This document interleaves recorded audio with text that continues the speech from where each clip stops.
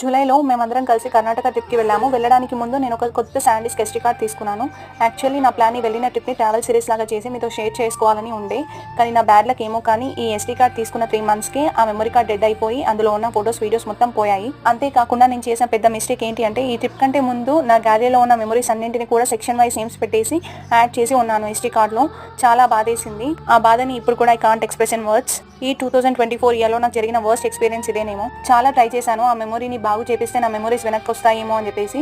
ఈ ప్రాసెస్లో ఒకవేళ ఆ ఫొటోస్ వీడియోస్ వచ్చినా అవి క్లారిటీగా ఉండవు అని చెప్పేసి చెప్పారు. దాదాపు 80% వీడియోస్ మొత్తం ఆ ఎస్డీ కార్డ్లోనే ఉన్నాయి. 20% వీడియోస్ అండ్ ఫొటోస్ నా గ్యాలరీలో ఉన్నాయి. అవి మీతో షేర్ చేసుకుంటాను కమింగ్ వీడియోస్లో. ఏమైనా ఓల్డ్ స్టాక్ ఇచ్చారేమో అందుకే ఇలా అయిందేమో అనుకుని ఆ షాప్ అతనికి కూడా వెళ్ళి అడిగాము. ఇలా మెమరీ కార్డ్ తీసుకున్నాము, కొన్ని డేస్కి అది డెడ్ అయ్యిందంటే ఆ మెమరీ కార్డ్ని చెక్ చేసి సర్వీస్ సెంటర్కి వెళ్ళండి అని చెప్పారు. నేను చేసిన మిస్టేక్ మీరు చేయకండి. అప్పుడప్పుడు మీ ఎస్డీ కార్డ్లో ఉన్న మెమరీస్ని చెక్ చేసుకుంటూ ఉండండి. ఈ బాధని మర్చిపోకముందే మళ్ళీ ఇలాంటిదే ఇంకొక బ్యాడ్ ఎక్స్పీరియన్స్ ఎదురైంది ఈ 25 ఇయర్లో. అదేంటో నెక్స్ట్ వీడియోలో షేర్ చేసుకుంటాను. అంతవరకు ఛానల్ మీద కనీసం